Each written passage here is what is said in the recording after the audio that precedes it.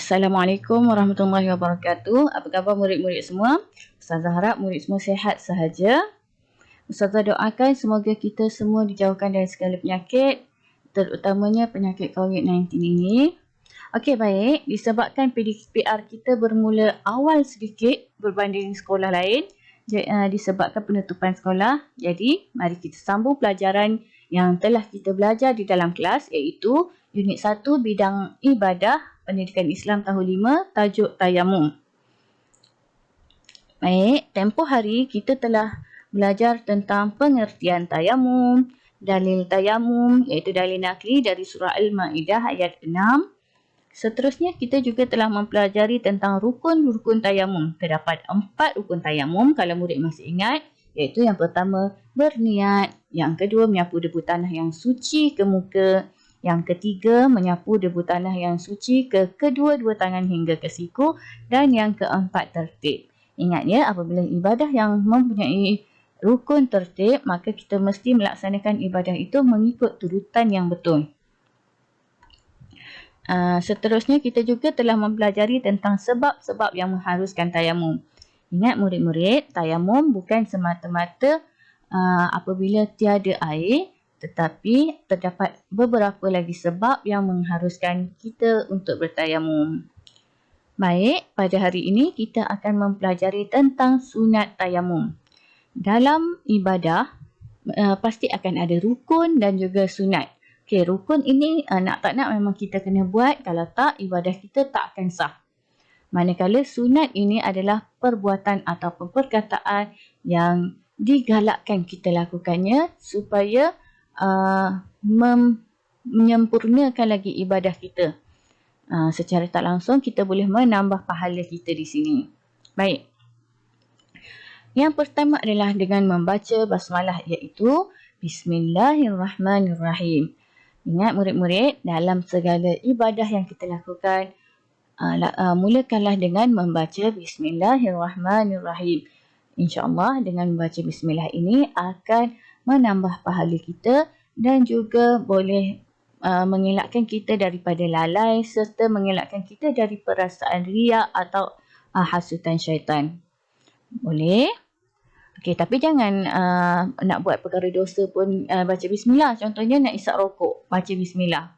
Boleh ke?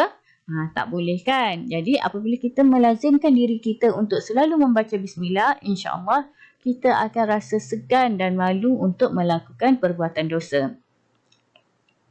Baik, yang kedua adalah dengan menyapu muka dari atas ke bawah. Okey, ini adalah sunatnya. Sunatnya menyapu debu tanah yang suci tadi ke muka daripada atas ke bawah. Boleh juga nak sapu daripada bawah ke atas, tetapi sunatnya adalah daripada atas ke bawah. Kenapa? Hikmahnya adalah apabila menyapu daripada atas ke bawah, ia lebih mudah untuk kita meratakan debu tanah tadi. Ingat ya, debu tanah ni susah sikit nak diratakan berbanding dengan air apabila kita berwuduk. Disebabkan itulah kita disunatkan menyapu daripada atas ke bawah. Okey, yang ketiga adalah dengan menipiskan debu pada tangan, pada tapak tangan.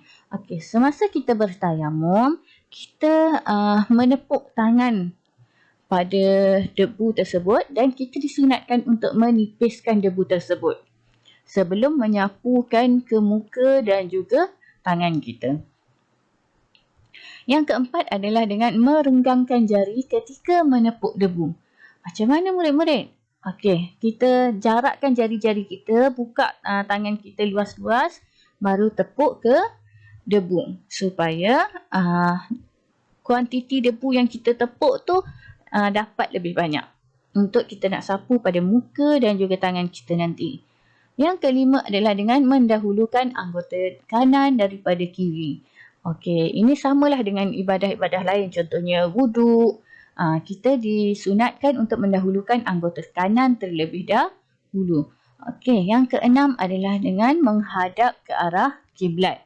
Okey. Dan yang ketujuh adalah dengan membaca doa wuduk setelah selesai bertayamum. Ini kerana tayamum ini adalah untuk menggantikan wuduk ataupun mandi wajib. Jadi kita disunatkan untuk membaca doa selepas wuduk semasa selepas selesai bertayamum. Ingat lagi tak doa selepas wuduk macam mana? Baik, mari baca bersama-sama dengan Ustazah. Asyhadu an la ilaha illallah wa asyhadu anna Muhammadan abduhu wa rasuluh. Allahumma ij'alni minat tawabin waj'alni minal mutatahhirin waj'alni min ibadikas salihin. Boleh murid-murid? Okey, kita dah belajar sunat tayamum. Sekarang kita nak sambung bagi syarat-syarat tayamum. Dalam nak melakukan ibadat biasanya ada syarat-syaratnya. Dalam tayamum juga kita ada syarat. Baik, mari kita tengok. Yang pertama adalah dengan kita kena cari dulu air selepas masuk waktu solat. Contohnya dah masuk waktu solat zuhur. Kita diwajibkan untuk mencari dulu air. Sekiranya kita nak bertayamum ni sebab ketiadaan air lah ya. Kita diwajibkan untuk mencari terlebih dahulu air. Supaya kita dapat bertayamum. Dah tak ada air baru kita boleh tayamum. Okey, yang kedua, masuk waktu solat. Okey, dia tak macam wuduk. Wuduk contohnya awak ambil wuduk pada waktu subuh. Kemudian awak tidak melakukan perkara-perkara yang membatalkan wuduk sehingga masuk waktu zuhur. Okey, jadi zuhur itu kita masih lagi boleh bersolat dengan menggunakan wuduk yang subuh tadi, selagi mana awak tak membatalkan wuduk awak. Tetapi tayamum pula dia mesti masuk dulu waktu solat baru kita bertayamum. Okey, boleh. Yang ketiga, menggunakan debu tanah yang suci. Okey, gunakan debu tanah yang suci, pastikan tak ada najis pada debu tanah tersebut dan ingat ya, mesti debu tanah. Bukan bedak ke bukan. Okey, walaupun nampak sifatnya adalah debu tapi dia tak sama. Baik, dan yang keempat, menghilangkan najis terlebih dahulu. Hilangkan najis pada kita terlebih dahulu sebelum kita bertayamum. Okey, boleh. Okey. Kita dah tahu rukun sebentar tadi, kita juga dah tahu perkara mengharuskan tayamum, sunat-sunat tayamum, syarat-syarat tayamum. Baik, sekarang kita nak tahu perkara yang boleh membatalkan tayamum pula. Apa dia? Mari kita tengok. Yang pertama adalah dengan melakukan semua perkara yang membatalkan wuduk. Apa dia contohnya murid-murid?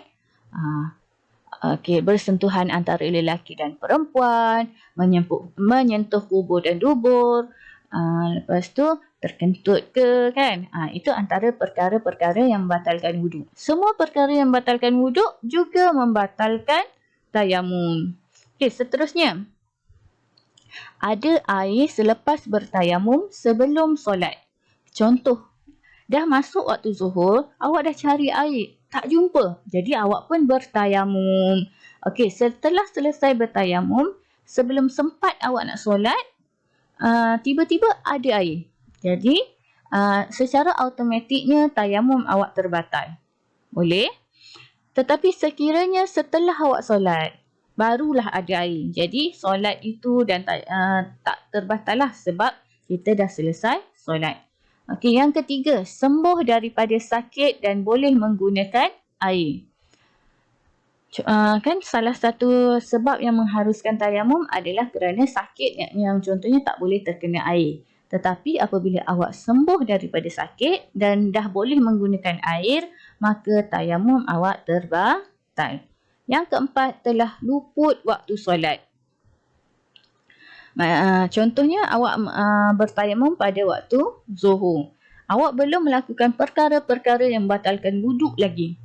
Jadi secara automatiknya tak batal lagi lah tayamum kan. Okey, air pun masih lagi tak ada. Okey, tetapi dah habis waktu zuhur, masuk waktu asar. Secara automatik tayamum awak juga terbatal. Okey. Macam tadi saya kata wuduk, selagi mana awak tak melakukan perkara yang membatalkan wuduk, awak boleh tahan wuduk awak seharian, contohnya daripada subuh sampai ke zuhur, zuhur sampai ke asar. Okey, wuduk awak tidak terbatal lah. Tetapi untuk tayamum setelah habisnya waktu solat tersebut, maka tayamum itu pun terbatal. Dah habis juga. Okey. Dan yang terakhir adalah murtad.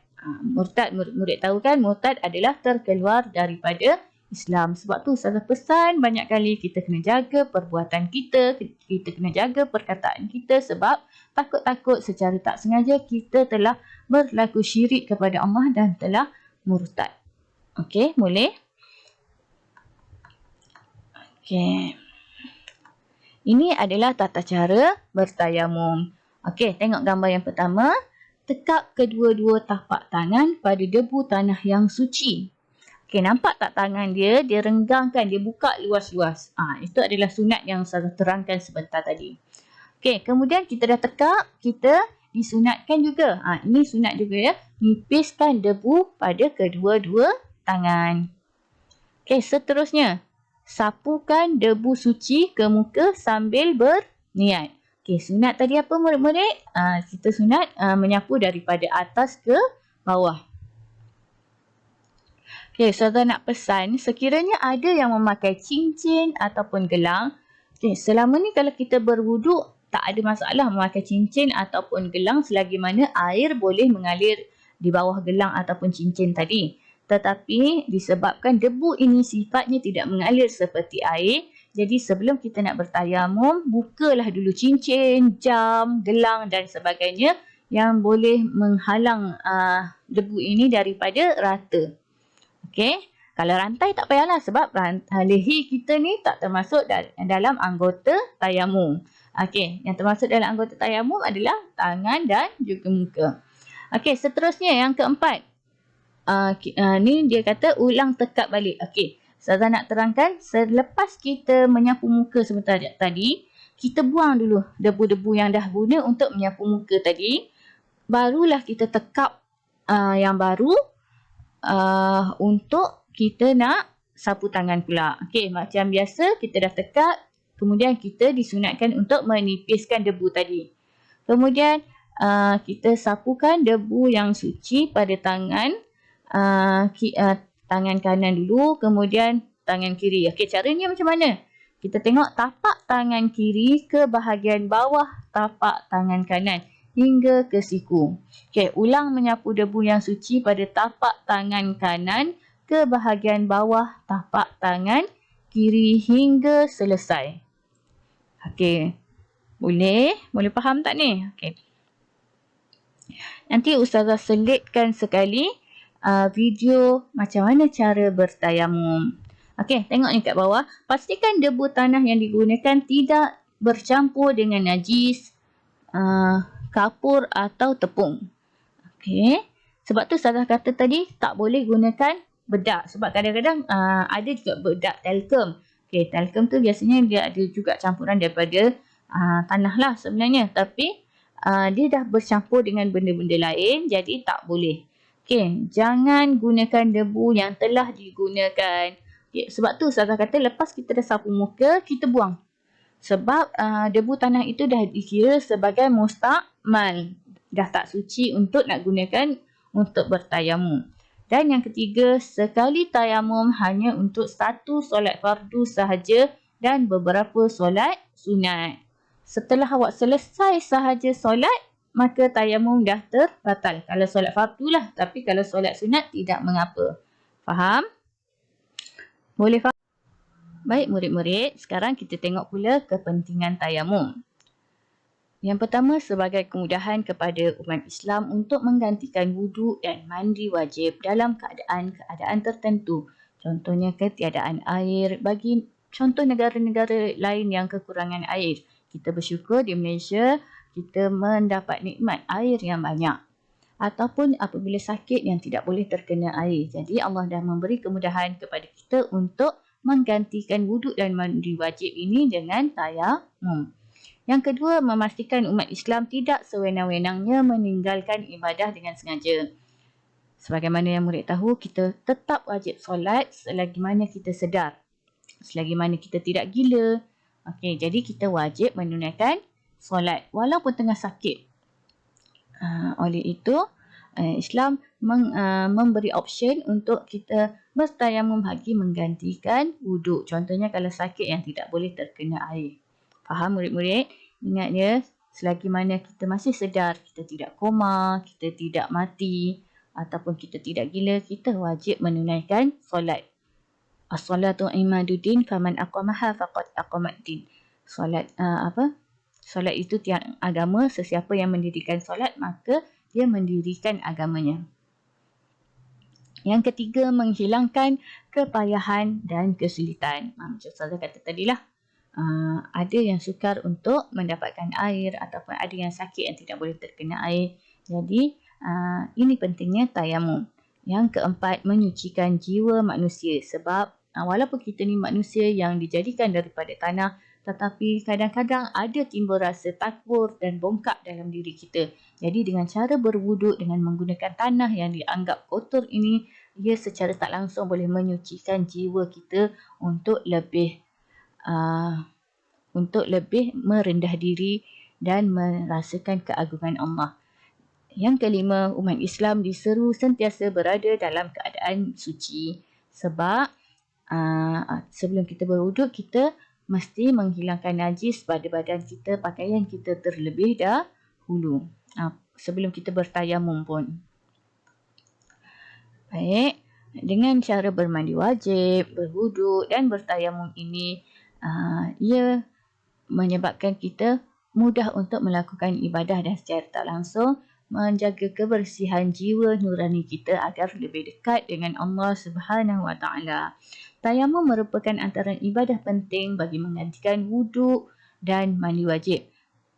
Kelonggaran ini membuktikan kasih sayang Allah Subhanahu Wa Taala kepada hamba-Nya supaya tidak meninggalkan ibadah dengan sengaja. Okey, itu sahaja pelajaran kita pada hari ini. Ustazah harap murid-murid semua boleh faham. Jadi sekarang Ustazah nak murid-murid rakam video yang menunjukkan murid-murid bertayamum.